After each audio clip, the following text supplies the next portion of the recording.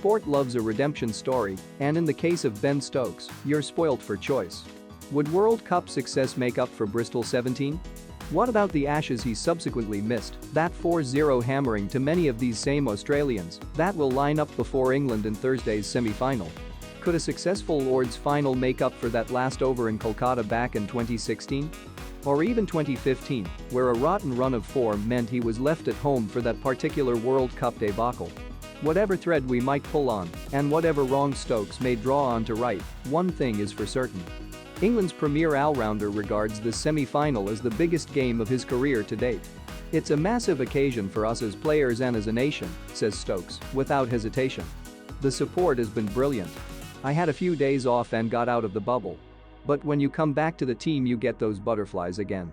The events of Bristol are, in his mind, dealt with.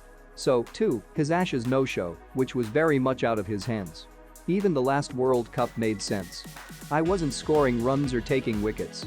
And the notion he has something to pay back to his teammates for how the last 2 years, such as dealing with the media circus around his absence, last summer's trial and so on, is refuted outright.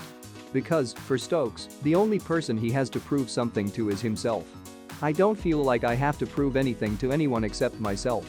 It opened my eyes up to a lot of things 2 years ago, but I don't have to prove anything to anyone.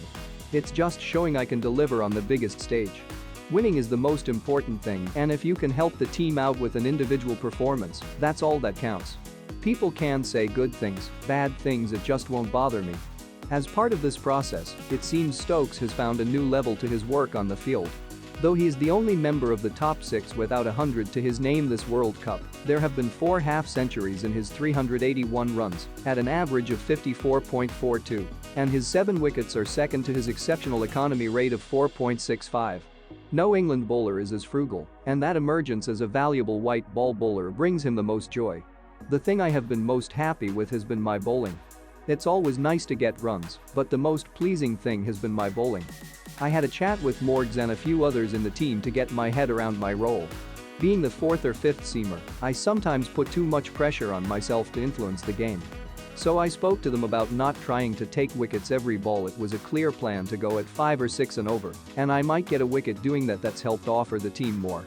In the last couple of years it's probably where I have let the team down. As for his batting, it is simply a matter of confidence through a better defined role. 2 scores of 89, one in victory against South Africa, the other in defeat to Australia, were standouts in their respective innings, while a 79 against India helped secure one of the final 2 much-needed victories. I either rebuild or have to get on with the game. It is literally that. So being exposed to those situations over the past 4 years has helped.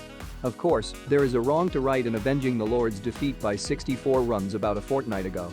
As Stokes says, playing against Australia is a big occasion in any sport.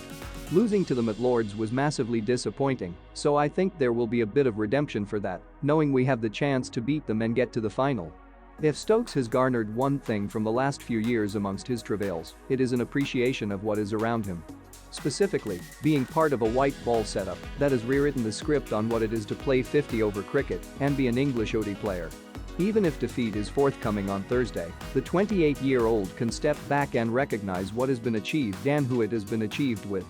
When our careers end, we'll be able to look back and say we have played with the world's best, got to number 1, but more importantly, played with a good bunch of people. I'm not sure many other teams would be able to say that, but I believe this team is the best at what they do, and we're trying to build a path for many years to come. This is what England stand for and how we want to play.